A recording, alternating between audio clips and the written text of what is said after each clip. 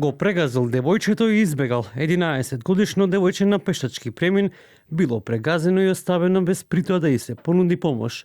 Завршило со тешки телесни повреди на скопските клиники. Извршен бил увид од увидна екипа од СВР Скопје и се преземаат мерки за пронаоѓање на возачот и за целосно расчистување на случајот. На 28 октомври 2025 во 20 часот и 30 минути во секторот за внатрешни работи Скопје е пријавено дека на улицата Перо Наков во Скопје патничко возило удрило во 11 годишна малолетничка од Скопје, пошто возачот со возилото го напуштил местото на настанот. Во несреќата со тешки телесни повреди се здобила малолетничката, констатирани во комплексот клиники Мајка Тереза.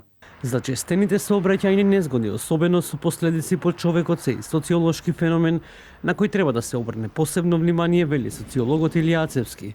Според него, новите трендови, особено кај младите, се одразуваат на начин на кој што се одбегнува реалноста и се губи чувството за одговорност, особено кај тие што седнале зад волан и непромислено учествуваат во сообраќајот кој може да резултира со згаснување на нечиј живот. Кај младите се создава, особено негде околу 3 години, негде 18 години, веќе кои користеле долго време, се создава една представа, една слика за животот.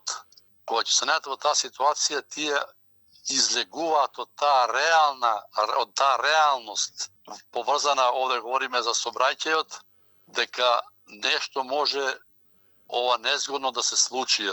Тука едно, барем кога што можев да видам ова литература, постои едно објаснување, дека тоа влијание практично на, условно кажано, на тие медиумите. И додека се преземаат мерки за расчистување на случајот, дел од социолозите се наставот дека овој феномен покажува слабости во системот, особено во сообраќајот, каде најчесто тие кои што управуваат со возила забораваат на одговорноста на кој се присетуваат, евентуално кога ќе стигнат на суд.